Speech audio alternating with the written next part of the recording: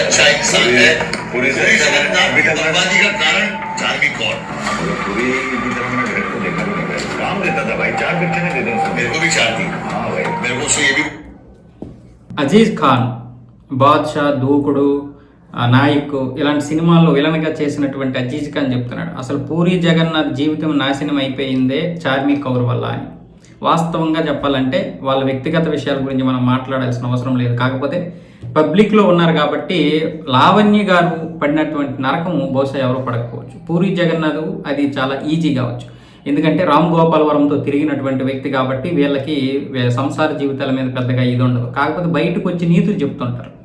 పూరి జగన్నాథ్, రామ్ గోపాల్ వర్మ పనికిరాని నీతులు చెప్తారు. చాలామందికి ఇవి చాలా ఇష్టంగా ఉంటాయి, ఎందుకంటే సంసార జీవితంలో ఉన్నటువంటి వారికి అప్పుడప్పుడు రిలాక్స్గా ఉంటాయి ఇవి ఈ మాటలు.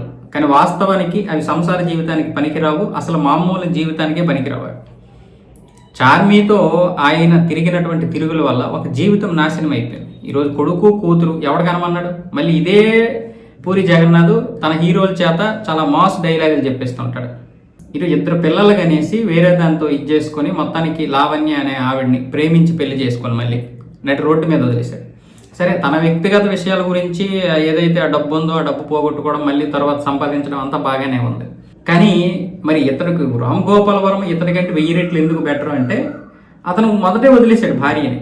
నువ్వు నా మీద ఆధారపడకు, ఏదో జరిగిపోయింది కాబట్టి పాపం తీసుకుని నువ్వు వెళ్ళిపో, నాతో నువ్వు సుఖపడలేవు, నా మైండ్ సెట్కి నీకు కుదరదు, పెళ్ళి అయినంత మాత్రం నువ్వు నాకు పాలు తెమ్మని చెప్తావా, నీళ్ళు తెమ్మని చెప్తావా, ఇదేంటిది, ఇది నాకు నచ్చదు అని చెప్పేసి మొదటే వదిలేశాడు. అంటే వాళ్ళ వైఫ్ కిరాణా షాప్కి వెళ్ళి ఏదైనా తెమ్మంటే భరించలేకపోయాడంట. నేను ఏంటి అసలు నాకు అర్థం కాలేదు, మా వైఫ్ నన్ను ఏదో ఒక దీనిలాగా ట్రీట్ చేస్తుంది అన్నట్లుగా. కానీ ఆవిడ చెప్పింది తప్పేమీ కాదు, ఇతనికి అది నచ్చలేదు, ఓకే ఆ రోజే వదిలేసాడు, అయిపోయింది. కానీ ఇతను ఏం చేశాడు పూరి జగన్నాథ్? సగం అంటే అటు లావణ్య రెండో పెళ్లి కూడా చేసుకోవడానికి లేకుండా, ఇటు పిల్లలు కూడా సరైనటువంటి విధానంగా పెంచడానికి లేకుండా మధ్యలో వదిలేశాడు. ఆవిడ ఎంత నరకం అనిపించి ఉంటుంది.